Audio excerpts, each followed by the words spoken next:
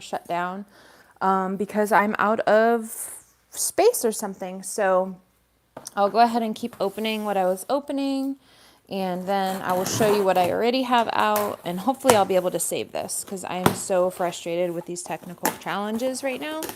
Let me just make sure there's no address thing, and who knows what's going to happen when we go live. So I had been unboxing several things from the Christopherus 8th grade language arts. This book is from that set of books. I happen to have read this before, so I have some sense of what it's about. Next we have A Brave Rider Dart. This is by Catherine Applegate, the one and only Ruby.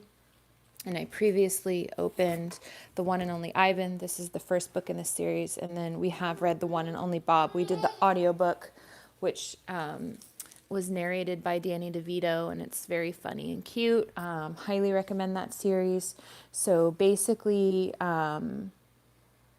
what I had also been saying before I got cut off was the way that I approach the Brave Writer books is I try and kind of strew them for my kids. So I'll have them around and show them and say, oh, would you be interested in reading this? And it's kind of this organic process that we do to decide whether to read them or not. And so sometimes I'll buy a bunch of books and then we won't read them for several years. So we'll see what happens with that. And as far as the curriculum goes, sometimes I dip into the curriculum and I say, let's get this dart, or let's get this arrow, or let's get this boomerang. So not sure what we're going to do with them, but I got the books that I wanted to own and have in our house, is the short story of that. Next, we have Fahrenheit 451. This is another one of the Christopherus 8th grade books, which I recently reread, so I was glad because the 8th grade teacher guide has some guidance about those things, but she tells you which books she thinks you should read so that you have more of a grasp of the different topics you can expound on and things like that. And then next, this is covered in some disgusting substance, so I may have to get a refund on this one. This is Be Free or Die, The Amazing Story of Robert Small's Escape from Slavery to Union Hero. This is also a 8th grade Christopherus book, which I was really excited to see. And so basically, the two guides, which I, of course, didn't get on hand, give you more guidance about what themes are happening in these books, what the student will be writing about, what to expand upon, discussion questions, things like that. And there's a list of several books on the website, which I ordered before the curriculum came, so hopefully they will be the right ones. I'll show you guys the ones I have already opened before my camera completely closed. This is Bowman's story. This is by Joseph Bruchac, and this is actually, I think, his autobiography. So here is the description of that. This is another one of the Christopherus 8th grade books, which I'm very excited about. And then we have this book called When My Name Was Kyoko, and this is about the Japanese occupation of Korea. This is another Christopherus book. And then we have The Pianist, and this is the same book that was made into a film starring Adrian Brody. And so if you know anything about us, you would know why this is relevant, and I thought it was a good idea. And the other books that I had opened before my camera died, this is a Brave Rider, I think, Dart. It looked really cute. And sorry for the baby noises. I have the fussy guy right here. Then Magnolia Sword. This is the Mulan adaptation. Here's the description of that. This is a Brave Rider Arrow, I think, or Boomerang. My 8th grader is going to read this. I don't remember which age group it was for. Then we have A Bear Called Paddington. This is a Brave Rider Dart. This is a classic, but I thought it would be cute to do.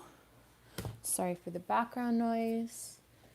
Then we have Thirst. This looked really good. This is either a dart or an arrow from Brave Rider. So basically I got a bunch. I have one more box to open. Oh, the last two things I haven't shown, these erasable pens. And so I had said before that These are kind of like the pens from the 90s that we had, except they actually erase well. So I like them for things that are subject to change, such as baseball games, soccer games, stuff like that, that gets rescheduled, or even park days. So I needed to get those. I normally wouldn't share that, but and then we have this book, which is for second grade Memoria Press. Everything else is middle grade, but I got this for second grade. And it happened to come. And then I've got one more box. I don't know what's going on with my phone, but it will not let me record anything. So that is why we are live right now. Last box. Okay. So this is another one of the Brave Rider books, which I thought looked really interesting. And this is for older kids, I think. It's either an arrow or a boomerang. So we'll either do this as a family read aloud, or I'll have my 8th grader read it. And Jolie does like a big discussion of what's in it before she releases the book. So I don't happen to recall those things, but you should rewatch her live if you're interested. This book I've seen recommended in several different places. This is a Brave Rider title. And it's kind of like similar to the vibes of Little House, except it's a different perspective from that period. So I've seen this, a couple different places use it, but I thought, well, I saw it again, I may as well get it because I want to read it with them. Next, we have The Last Map Maker. This, I think, is a Build Your Library book as well, but this is, I think I got most of the Brave Rider darts and arrows, so that's what a lot of these books are. And you can find those quickly online if you're interested. And so this will be for my 8th grader as well. Then we have Love That Dog. This is a Brave Rider dart. It's about poetry. Looks like it's written in verse as well. So I thought that was cool. So we may end up doing the darts in order, we may not, but I think I ended up getting them all because they looked good. And yeah. Then we have The Turtle of Michigan. This is from the series The Turtle of Oman. This is the Brave Rider book, also dart, I think. Although it's kind of long for a dart, I don't know. Maybe it's an arrow. And I did also get The Turtle of Oman because we haven't read that yet. And I wanted to read it.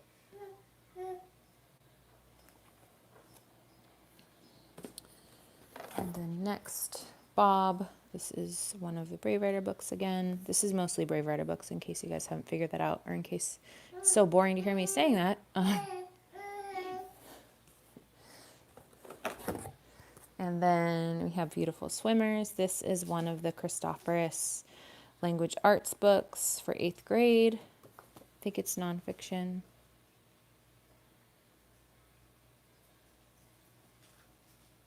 Yes, okay. And there is a sequel to this if you're interested. And so the last book, this is what I thought the Bruchak book was.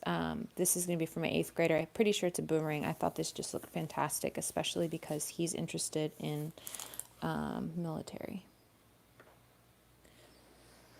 So let's do a quick recap of everything that we have so it's less confusing considering this weird format I'm doing today. So we've got, these are the